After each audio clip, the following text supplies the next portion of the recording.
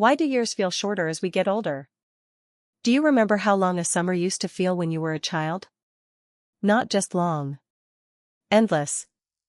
3 months of summer holiday could feel like an entire chapter of your life.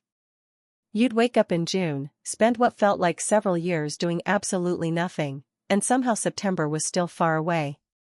Birthdays took forever to arrive. Christmas took forever. The school year felt enormous.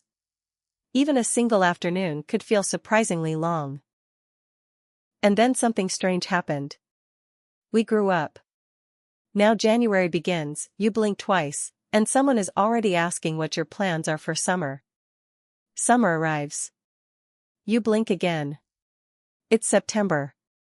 Then suddenly people are decorating for Christmas and you're standing there thinking, didn't we literally just do this? And perhaps the strangest part is how frequently adults say the same thing. This year went by so fast. We say it every year. Which is a little ridiculous when you think about it. A year hasn't become shorter. There are still approximately 365 days in it. An hour still contains 60 minutes. A minute still contains 60 seconds. Time isn't actually accelerating. So why does it feel like it is?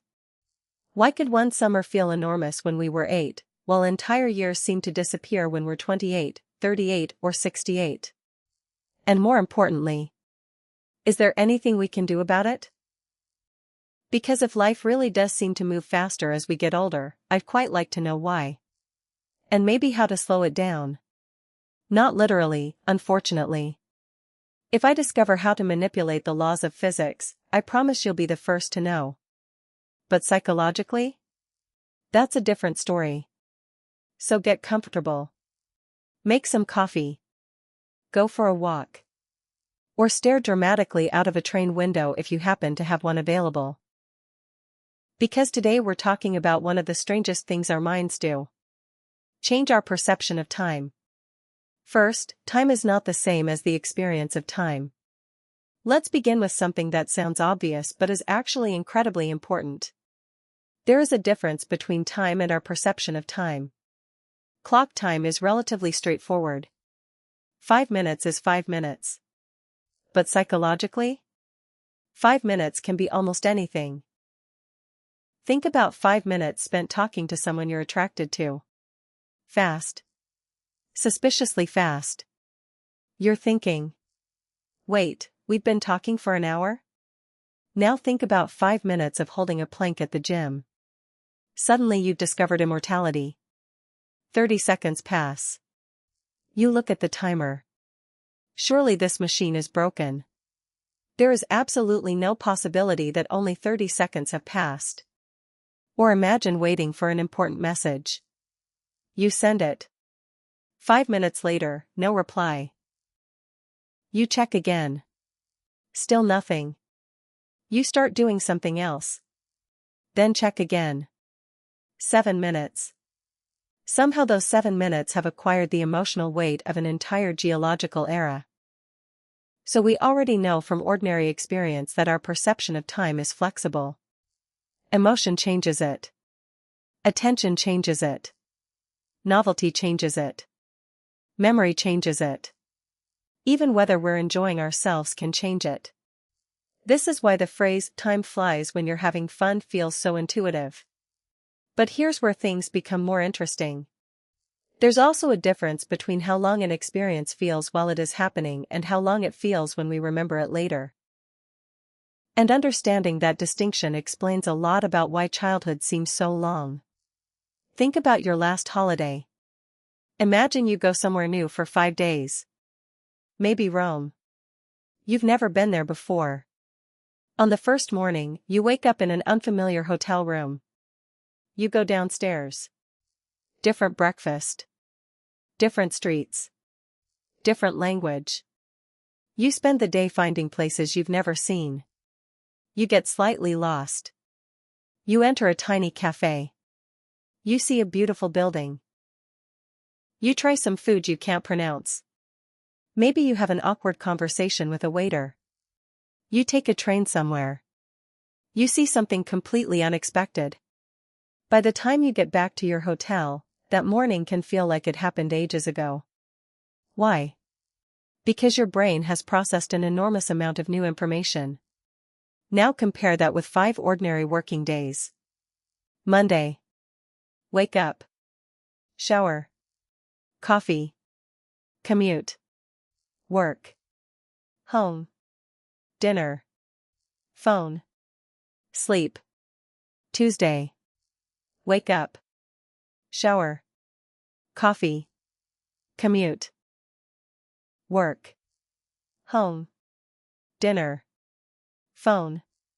Sleep. Wednesday. You get the idea. While you're living through those working days, they may not necessarily feel fast. Tuesday afternoon at 3:17 can feel extremely slow.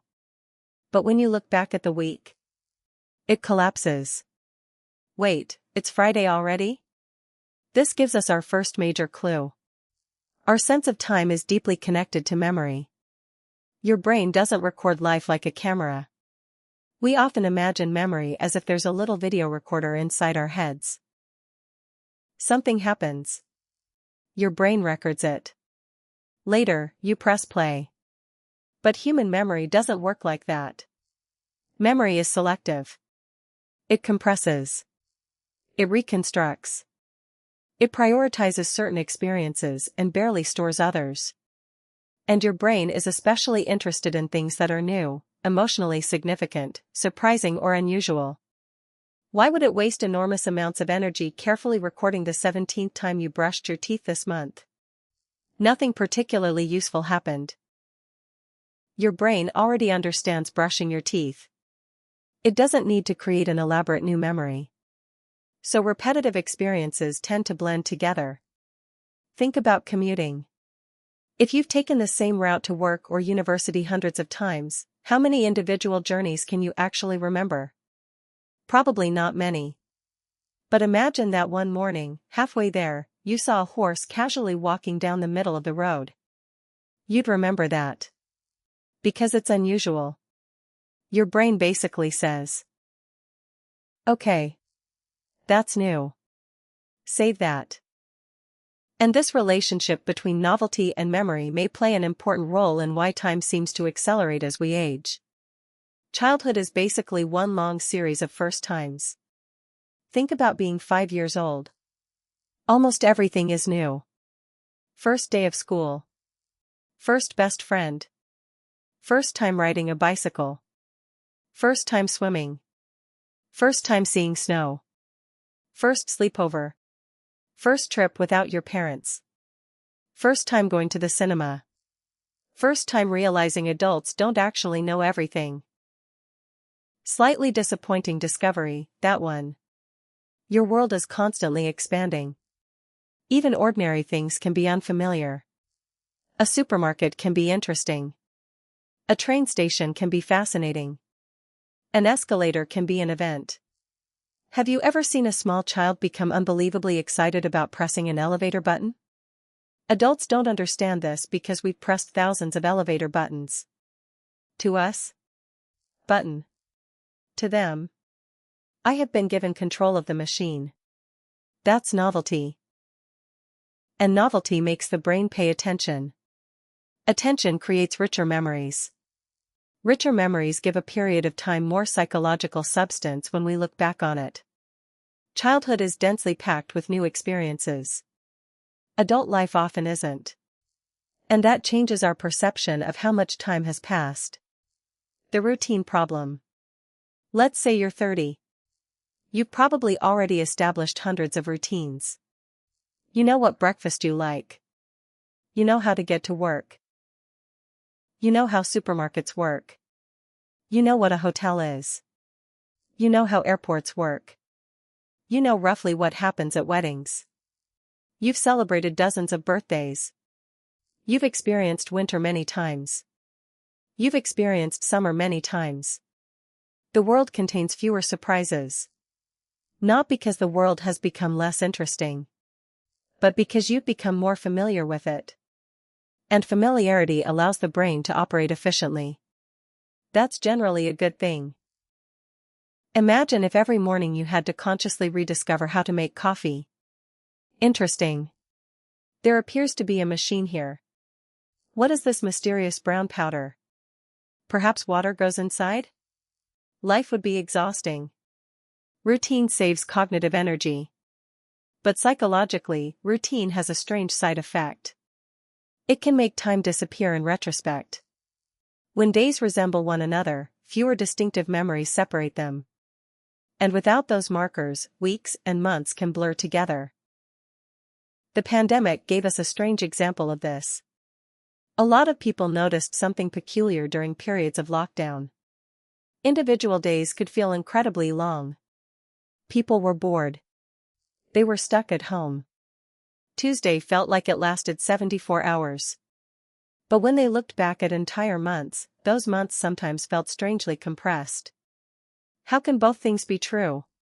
Because again, experienced time and remembered time aren't identical. During an uneventful day, you're paying attention to time itself. You're thinking, I'm bored. What time is it? How is it only 2? So the day feels slow while you're inside it. But later, there aren't many distinctive memories. Monday resembles Tuesday. Tuesday resembles Wednesday. Wednesday resembles Thursday. Your brain compresses them.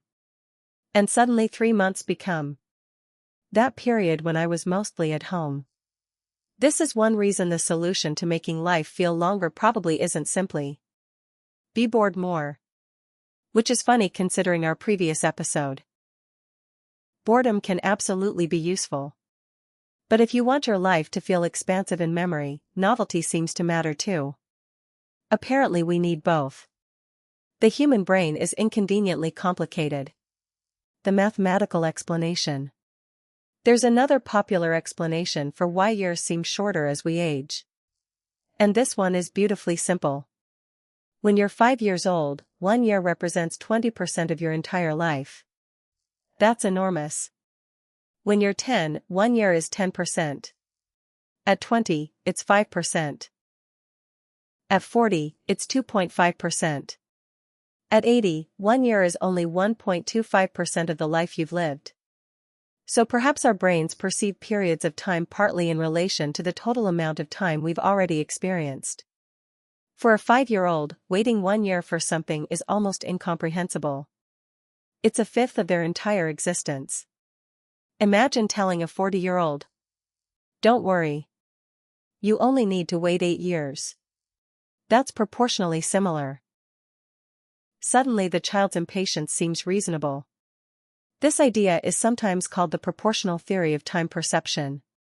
It's intuitive. But it's probably not the entire explanation. Human perception is more complicated than a simple fraction. Still, it captures something emotionally true. Every new year becomes a smaller proportion of the life behind us. Remember waiting for your birthday? As a child, birthdays were serious business. You knew exactly how many months remained. Then weeks. Then days. Sometimes you'd tell people, I'm 7 3/4. Adults never do that. Imagine asking someone at work, how old are you? 34 7/12. You'd slowly move away. Children monitor time because important events are relatively rare and highly anticipated. Birthday. Christmas. Summer holiday. School trip. These events divide the year into enormous emotional landmarks. Adults have fewer clearly defined landmarks. Tuesday becomes Wednesday. March becomes April. You're paying bills. Answering emails. Buying detergent. Suddenly someone says, can you believe it's August? No. No, I cannot. I still haven't emotionally processed February. Anticipation changes time too. There's another factor here, anticipation. When you're waiting for something exciting, you pay attention to its arrival. A child waiting for Christmas is constantly aware of how slowly the days are moving. But adults often spend much of their time thinking about what needs to be done rather than what they're waiting to experience. Monday morning. I need to finish this by Friday. Friday.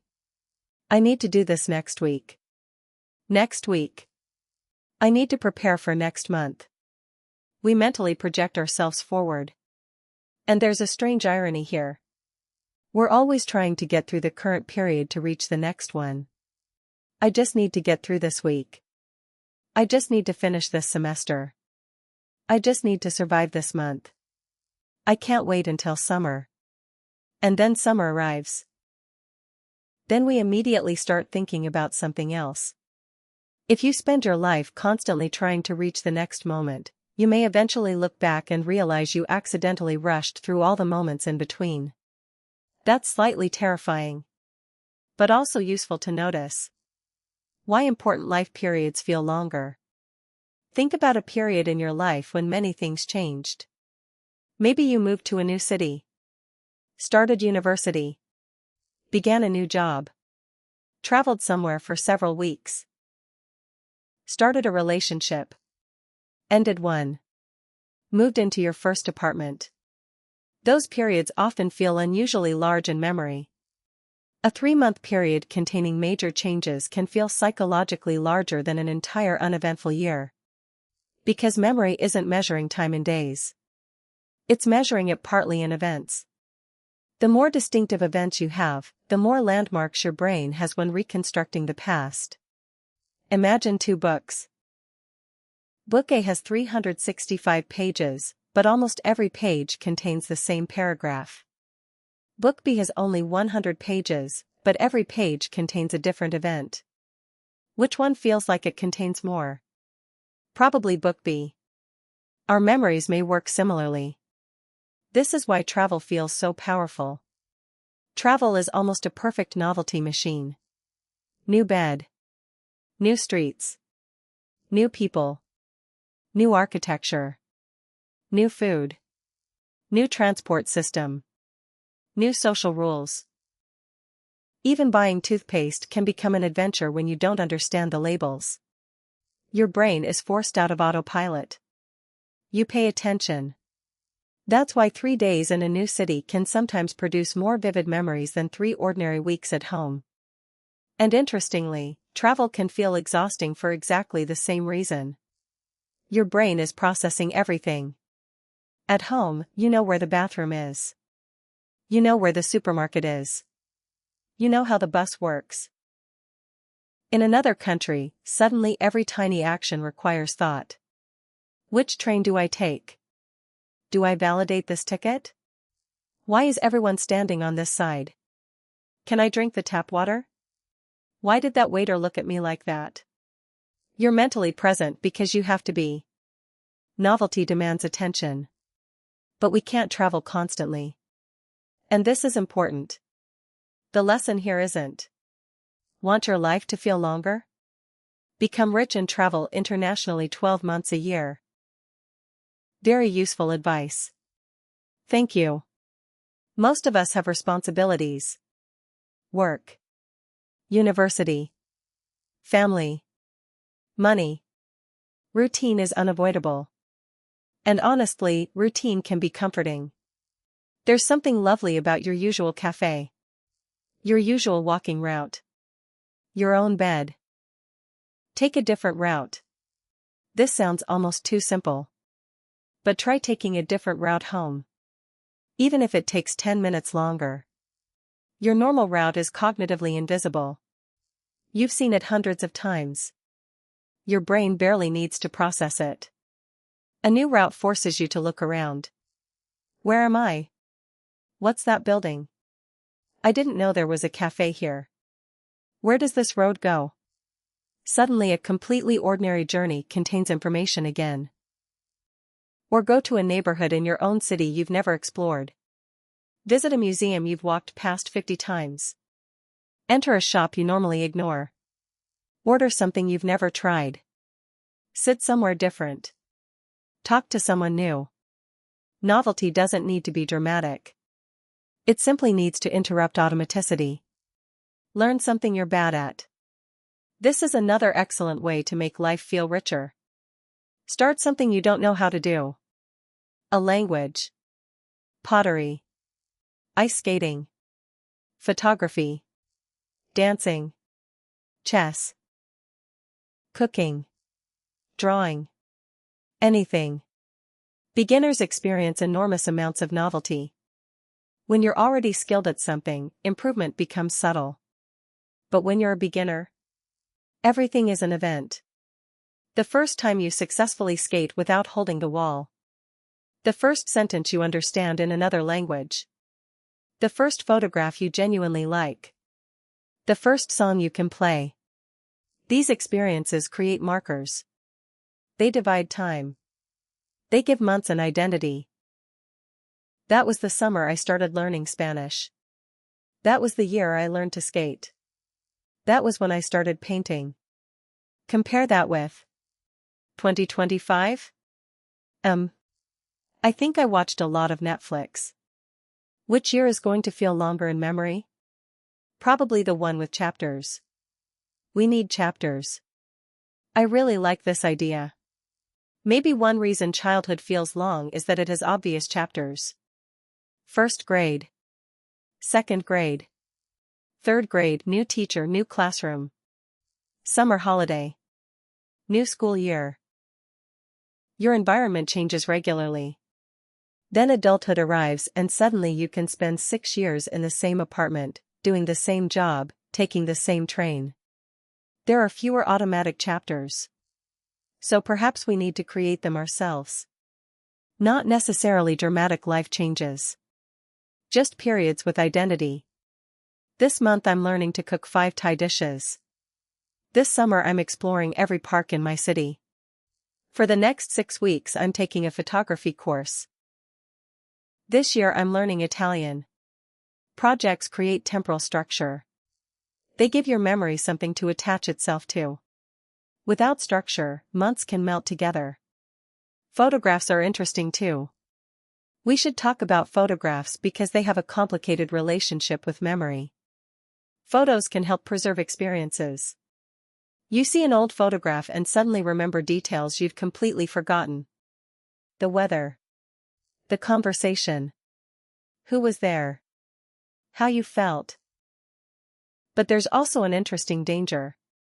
Sometimes we become so focused on documenting an experience that we pay less attention to the experience itself. You've probably seen this at concerts. Someone is watching the entire performance through their phone screen. And I understand it. You want to keep the memory. But there's a strange paradox in trying so hard to preserve a moment that you partially miss the moment you're trying to preserve. Maybe take the photo. Then put the phone away.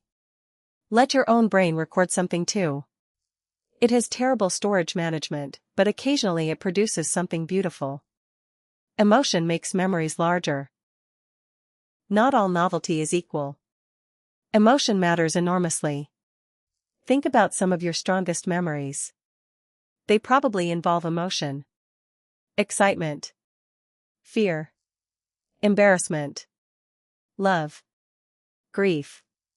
Pride. Surprise. Your brain pays attention to emotionally significant experiences. That's why you may remember one conversation from 10 years ago but forget what you ate 3 days ago.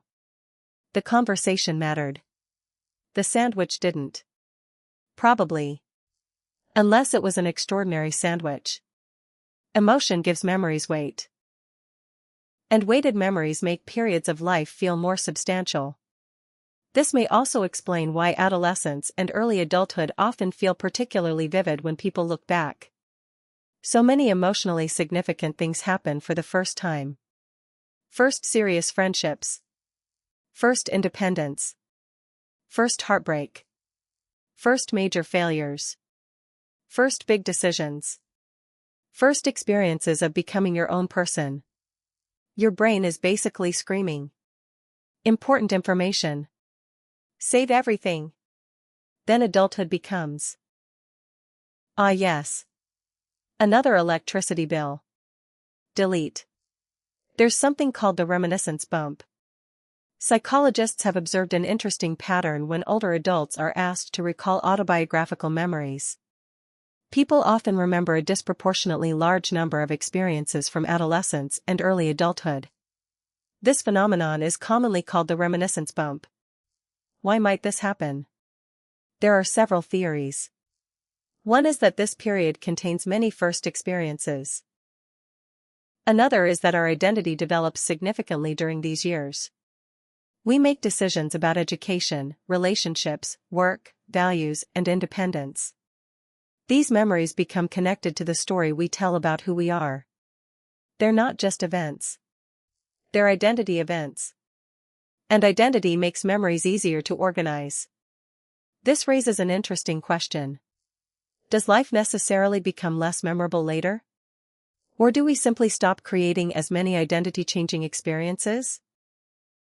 Because those aren't the same thing. Maybe age isn't the real problem. Perhaps the feeling that time accelerates isn't purely about getting older. Maybe it's partly about becoming more predictable. That's a much more hopeful interpretation. Because we cannot stop aging. At least not yet. But we can influence predictability. We can remain curious. We can keep learning. We can deliberately enter unfamiliar situations. We can meet new people. We can challenge assumptions. We can change small routines. We can create new projects. In other words, we can continue giving the brain reasons to pay attention. Maybe the goal isn't to make every day exciting. That would be exhausting. The goal is simply to avoid living too much of life on autopilot. Autopilot is useful, until it isn't. We need autopilot. Imagine consciously thinking through every action. Now I will lift my left foot. Now I will place it forward. Now I will lift my right foot. Walking to the supermarket would require a strategic planning meeting. Habits free up mental resources. But there's a difference between having routines and being psychologically absent from them. You can drink coffee every morning and still notice the coffee. You can walk the same street and still notice the weather.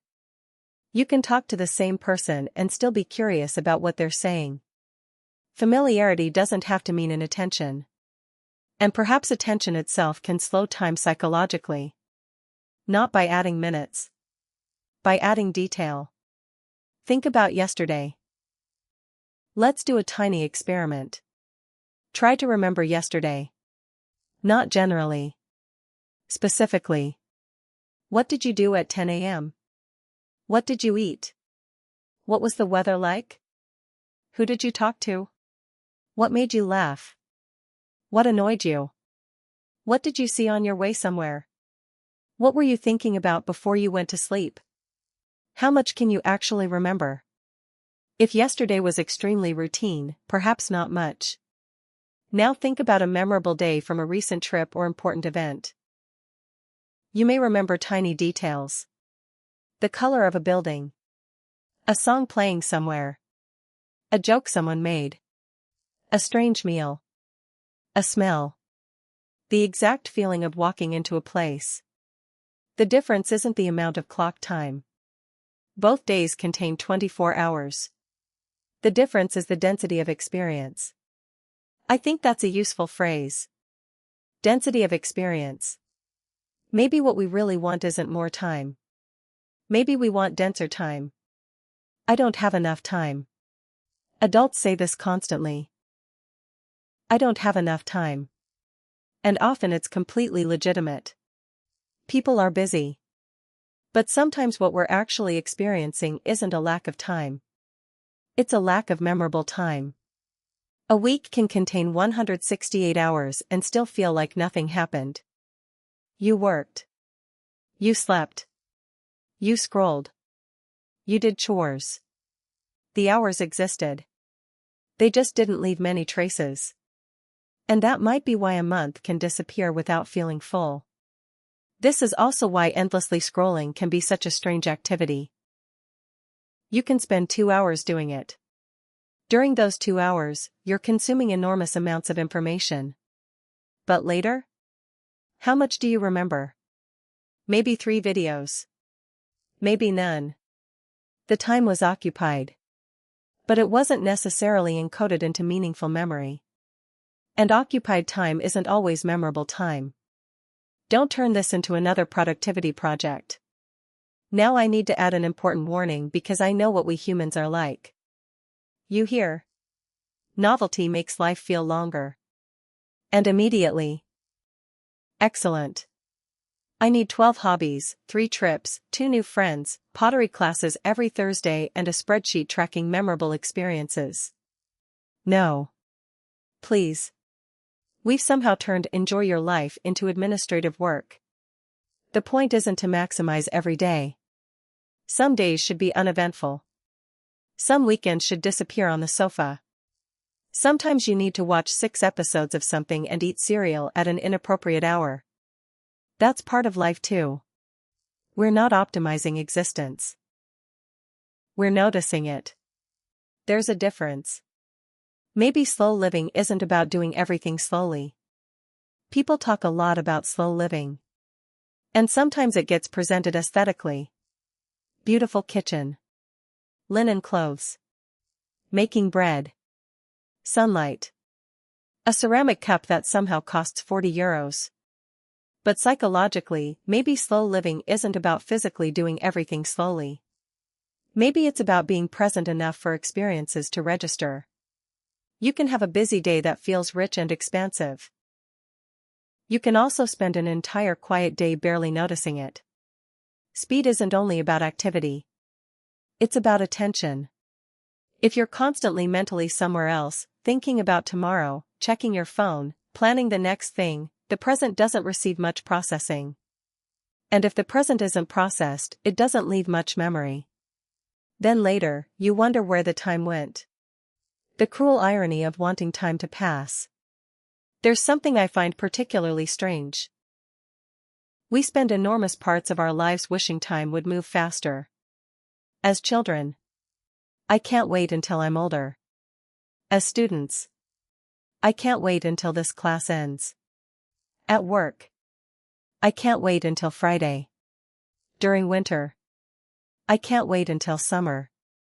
During difficult periods. I just want this month to be over. Then one day we realize time has, in fact, passed. Very successfully. And suddenly we want it back. Of course, nobody should feel guilty for wanting painful periods to end. Sometimes life is difficult and getting through the day is enough.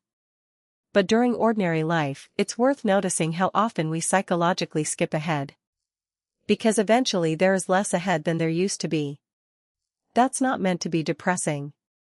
I actually think it makes ordinary moments more valuable. A life is mostly ordinary days. We tend to imagine life as major events. Graduation. Marriage. Travel. New jobs. Birthdays. Achievements. But statistically, most of your life will consist of ordinary Tuesdays. Making breakfast. Walking somewhere. Talking to people you know. Working. Studying. Cleaning. Waiting. Sitting. If we only consider life meaningful when something exceptional happens, we're dismissing most of it. Maybe the goal isn't to turn every Tuesday into an adventure. Maybe it's simply to actually be there for Tuesday. Notice something. Remember something. Do one thing differently. Have one real conversation. Look at the sky. I know that sounds painfully sentimental. But maybe sentimental things become cliches because humans keep discovering they're true. Can we actually slow life down? So, after all of this, can we make years feel longer? Probably not in a simple, guaranteed way. There isn't a psychological button marked slow down time. But we can create conditions that may make periods of life feel richer and more distinct. Seek novelty. Not constantly. Just regularly. Break routine occasionally. Learn new things. Create projects. Go somewhere unfamiliar. Talk to different people. Pay attention to ordinary experiences. Reduce periods of mindless consumption. Create emotional landmarks. And perhaps most importantly, stop postponing your attention. Don't keep telling yourself you'll start noticing life when something changes. When you graduate. When you get the job. When you move. When you have more money. When summer arrives. When you're less busy. Because there will always be another condition. Life rarely announces. Attention everyone. The meaningful part is beginning now. Usually, it just happens while you're thinking about something else. One last thought. I want you to think about the last 12 months. Not whether they were good or bad. Just think about their shape. What are the first 5 memories that appear? Where were you? Who were you with? What changed? What did you do for the first time?